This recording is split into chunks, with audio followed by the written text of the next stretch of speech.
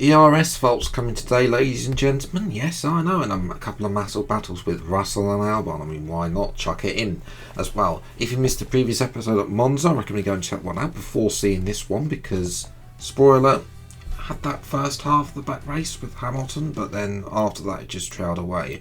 Now, R&D wise, well... No, God! No! God, please, no! Yes, that's right, ladies and gentlemen. High inflation has come in, which means that a bit of R&D here, that we would have had enough R&D points, we don't have that R&D points anymore for that major tyre upgrade. So that's going to have to wait for another episode as well. Now, in terms of R&D, there has been a small upgrade from Honda as well. Some of the other Mercedes, I think the Mercedes power unit, Mercedes have also brought an upgrade. I think they've brought a supplier upgrade themselves. McLaren have also brought an upgrade by themselves, as they took Ferrari's dominance in Monza personally, I think, as well. But yes, we moved to qualifying here in Baku, which, to be honest, it's been a while since I've said those words, because, well, I had a career mode race around here when it was a sprint, and I hated it. So yes, but I'm back, ladies and gentlemen. It has been a while since F123, I want to say, can't quite remember, but yes, it has been a little bit of a while. So yes, welcome back to Baku, and we're gonna first sector going usually well, qualifying's going usually well. Alonso's behind me, which is not great either. He's down in P15. So yeah, we know how slow this car is in a straight line, so I'm hoping that we can definitely move forwards with that. But yes, this is time to make some time up through what will be the middle sector. I actually lost time for that corner.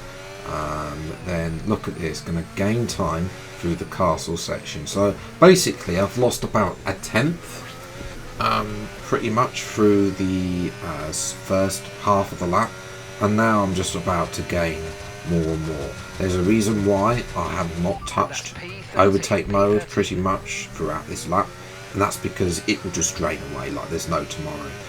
Probably once I get that tyre upgrade, ERS and engine power are probably going to be next. I've got deep discounts on those two as well, so yes, they should be relatively cheap at this point as well. Lost a little bit of time on the start finish line. I'm going to get a lovely toe from the house. I'm going to keep left. That's the shortest run up to the line, 10.5 gain.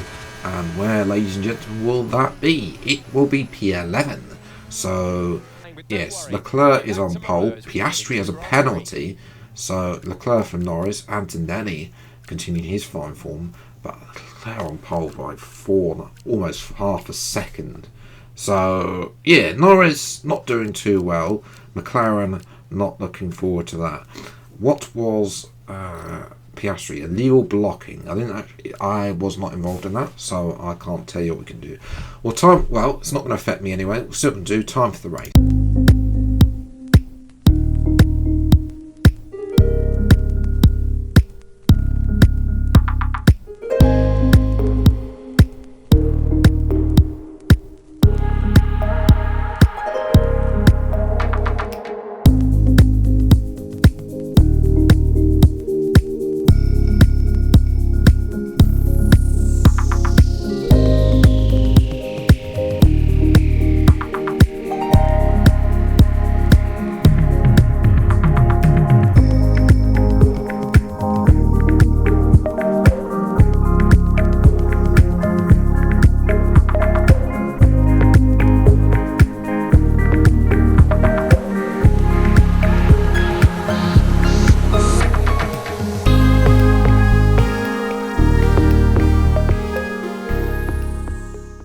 Okay, mate, only 3 races left and you've still got a chance at the title, but if we're going to win it, we're going to need some very special performances in every one of those 3, and it starts here.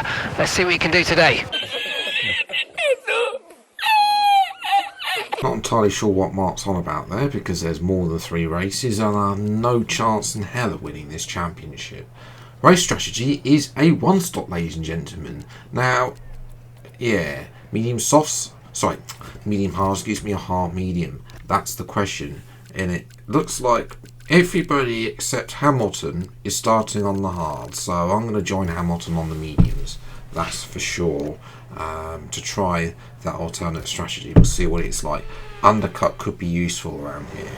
5 red lights then for the Azerbaijan Grand Prix at Baku, and away we go. So okay, Stock's trying to get in front of Ocon in the Haas car as well. Around the outside of Piastri, no, yes. Can't quite get in front of Piastri, but I'll solidify that position in front of Ocon. Send it down the inside here at turn 2, almost went to the back of Carlos Sainz there. He's had a good qualifying. He's up to P7 as well. Up at the front, Lando Norris takes the lead then away from Charles Leclerc. So Leclerc down to P2. That's not what he needs in his championship charge towards the front. I'm going to go past Ollie Behrman, my compatriot, almost went to the back of Carlos Sainz there. And now I'm going to just send it on Sainz as well down the inside. Thank you very much, Carlos. Red Bull is not a very good car in this career mode, although Sainz is, to be fair, just dragging it up to places where it really shouldn't be. As well, it is just a replay. It is a textbook manoeuvre at that corner. I mean, you can make the manoeuvre. You don't see it a lot. That's happened a couple of times, and that's a very big slide for Alex Albon there. And that's going to give me his position. Thank you very much, Alex. Next up will be the 2 Mercedes. Now I've got DRS, but so too have the Mercedes. Remember how slow this car is straight. I'm going to try and blast past George Russell. Have a look at Anthony down the inside. No, Anthony shots me off, and I have to give way there. Here's a replay of this then. Yeah, hindsight probably shouldn't have gone down the inside. It's, you know, especially with going 3 wide, it probably been best to have backed out. But that's not going to where this roof finishes, because Antonelli's been forced out by his teammate. And thank you very much, George. I'm going to go and send it down the inside of Antonelli. Go around, turns to the outside for the next corner. Thank you very much. Up to P5. This, I mean, it is again another probably textbook manoeuvre at this corner. A bit of a twitch for me as well there, as well. And also a twitch there for Russell. Yes. I don't know what the AI are doing, but they're definitely sliding, and I'm just going to go blast past Russell. And up to P4 after 3 laps. So that, you know, I started P11 up to P4. Also, that's Leclerc up into the lead, ladies and gentlemen. And on the way that Leclerc's going and that Ferrari car is, that could be victory for Leclerc. In actual fact, Hamilton is having a look at Norris as well. Obviously, Hamilton could be help Leclerc take points off Norris, but not able to do so just yet as well. And that's Sainz. You know, even though that Ford engine is awful, just as bad as Honda engine, Sainz has gone past Antonelli there, and he is up another position as well. And finally, Oscar Piastri has been stuck basically, not doing anything. You're in technically the fastest car on the grid on paper, and yet you've only just now overtaking Ollie Behrman. Looks like we're experiencing an ERS software glitch. Okay, we have a problem with ERS. We have a problem with the ERS. Very good. ERS has failed. ERS has failed. Well, it's technically a fault, but it's definitely off. The battery is broken, and there was contact there with George Russell. There's a replay on board with Russell. It will show the other replay camera, but it's dreadful as well. Just enough contact there, but eventually that just glitched for half a lap, and then idiotically it reset it into none. I didn't actually realise that, which is why I did actually got overtaken. But that gap, you know, that was we had a 3 second gap to Sainz, and you know, Russell was not challenging me.